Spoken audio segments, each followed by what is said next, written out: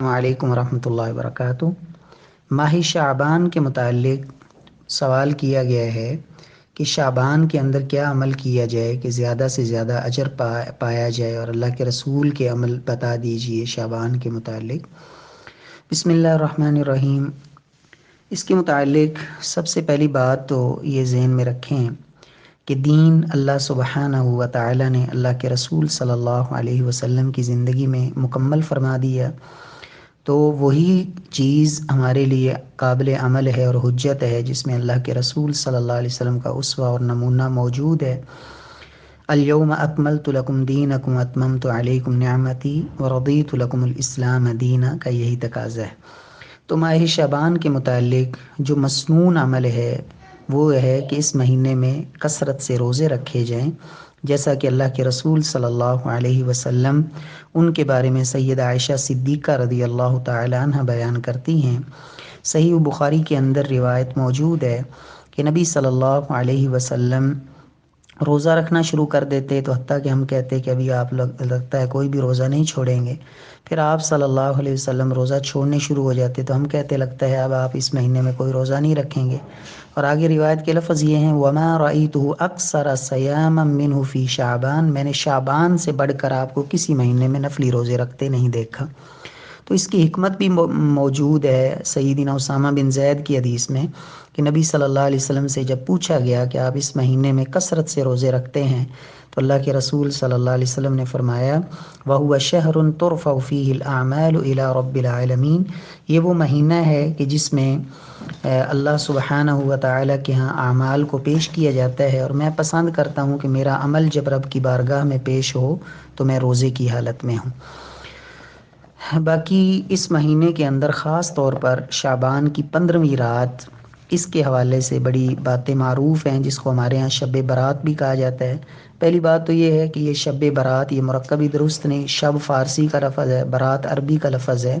تو شب برات اس کو کہنا یہ کہیں قرآن و سنت سے اس کا ثبوت نہیں ملتا۔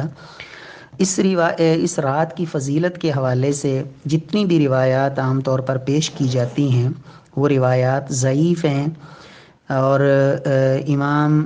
شیخ ابن باز رحمۃ اللہ علیہ وہ فرماتے ہیں وقد ورد فی فضل لیلۃ النصف من شعبان احادیث ضعیفہ لا یجوز الاعتماد علیہا، شعبان کی 15ویں رات کے حوالے سے بہت ساری ضعیف روایتیں بیان کی جاتی ہیں اور ان پر اعتماد یہ درست نہیں ہے۔ اسی طرح حافظ ابن دحیہ ابو الخطاب ان کی ایک کتاب ہے ما جاء فی شہر شعبان، اس میں بھی وہ فرماتے ہیں کہ اہل جرح تعدیل اس بات پر متفق ہیں کہ لیس فی فضل لیلۃ النصف من شعبان حدیث صحیح، کہ شعبان کی 15ویں رات کے حوالے سے کوئی ایک روایت بھی صحیح نہیں ہے۔ تو لہٰذا یہ جو عام طور پر حدیثیں بیان کی جاتی ہیں کہ رجب اللہ کا مہینہ ہے، شعبان میرا مہینہ ہے اور رمضان میری امت کا مہینہ ہے، تو یہ موضوع روایتیں ہیں۔ اسی طرح شعبان کی جب 15ویں رات ہو تو تم اس رات کا قیام کرو، دن کا روزہ رکھو، تو یہ روایت جو ہے نا یہ بھی ضعیف ہے، انتہائی ضعیف ہے۔ اس کی سند میں ابن ابی صبرہ راوی ہے جس کو امام احمد بن حنبل، یحییٰ بن معین وغیرہ نے کہا یضع الحدیث، وہ حدیثیں گھڑا کرتا تھا۔ تفصیلات شیخ البانی رحمہ اللہ کی جو کتاب ہے سلسلہ ضعیفہ اس میں دیکھی جا سکتی ہیں۔ اس مہینے میں صلاۃ الالفیہ کے نام سے 1000 رکعت والی نماز کے نام سے ایک بدعت جو ابن ابی الحمراء جو نابلس کا رہنے والا تھا، فلسطین کا جو ایک شہر ہے، 448 ہجری میں یہ بیت المقدس آیا اور اس نے آ کے اس بدعت کو جاری کیا۔ اس اکیلے نے نماز شروع کی، دیکھتے دیکھتے لوگ ساتھ ملتے گئے۔ آئندہ سال جب یہ آیا تو بہت سارے لوگ پہلے سے جمع ہو چکے تھے، تو اس نے 100 رکعت پڑھائیں اس انداز سے کہ ہر رکعت کے اندر 10 دفعہ جو ہے وہ سورہ اخلاص کو پڑھا، تو اس طرح یہ صلاۃ الالفیہ یعنی 100 رکعت میں 1000 دفعہ سورہ اخلاص بن گئی۔ تو اب اس میں اس نے ایک حدیث بھی گھڑ ڈالی کہ حضرت علی کو اللہ کے رسول نے کہا تھا کہ جو شخص جو ہے یہ نماز پڑھے گا تو اگر لوح محفوظ میں وہ بدبخت لکھا ہوگا تو اس کو خوش نصیب لکھ دیا جائے گا، اور آئندہ 1 سال کے اس کے گناہ لکھے نہیں جاتے،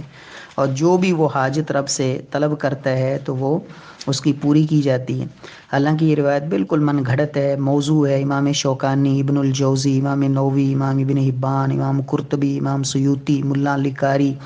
ان سب حضرات نے اس کو من گھڑت اور موضوع قرار دیا ہے۔ تو بہرحال شعبان کی 15ویں رات میں خاص عبادت نماز اس کا کوئی ثبوت نہیں۔ ایک بات یہ کی جاتی ہے کہ یہ شعبان کی 15ویں رات جو ہے یہ فیصلوں کی رات ہے، اور اس کے لیے قرآن کے حکیم سے سورہ دخان کی آیت پیش کی جاتی ہے، انا انزلناہ فی لیلۃ مبارکہ۔ حالانکہ یہ بات خود قرآن کے خلاف ہے کہ اس رات سے مراد شعبان کی 15ویں رات لی جائے،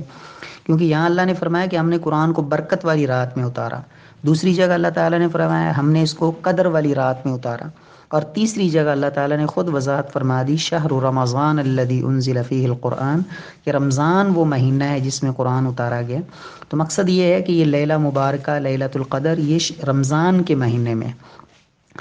اور 5ویں بات یہ ہے کہ ہم کسی بھی دن یا رات کو اپنی مرضی سے عبادت کے لیے مخصوص نہیں کر سکتے، اس سے بھی اللہ کے رسول نے منع کیا ہے۔ ہاں، اس رات کے حوالے سے ایک بات جو ہے نا وہ ذہن میں رکھنی چاہیے کہ ہمارے ہاں جو اس رات کو مساجد میں محافل، اجتماعات، مٹھائیاں تقسیم کی جاتی ہے، لائٹنگ کی جاتی ہے، چراغاں، اور بچوں اور عورتوں کی خصوصی طور پر شرکت، اور پورے قرآن کی تلاوت، نفل و نوافل، اس دن کا روزہ، پھر قبرستان جانا، تو یہ کوئی بھی بات جو ہے نا خاص اس دن میں اللہ کے رسول سے ثابت نہیں ہے۔ باقاعدہ اہتمام کر کے انسان اس دن کو جائے، تو یہ کسی دن کو عبادت کے لیے خاص کر لینا یہ اللہ کے رسول نے منع بھی فرمایا ہے۔ شعبان کے متعلق ایک روایت ہے جو سیدنا ابو موسیٰ اشعری رضی اللہ تعالیٰ عنہ سے ہے، جس کو شیخ البانی رحمہ اللہ نے صحیح قرار دیا ہے، کہ رب العالمین شعبان کی 15ویں رات اپنے بندوں کی طرف توجہ فرماتے ہیں، انہیں دیکھتے ہیں، اور اللہ تعالیٰ تمام لوگوں کو بخش دیتے ہیں سوائے مشرک کے اور سوائے مشاہن کے، یعنی ایسا شخص جو شرک میں مبتلا ہو، اور ایسا شخص جو اپنے مسلمان بھائی سے دل میں بغض رکھے ہوئے ہو۔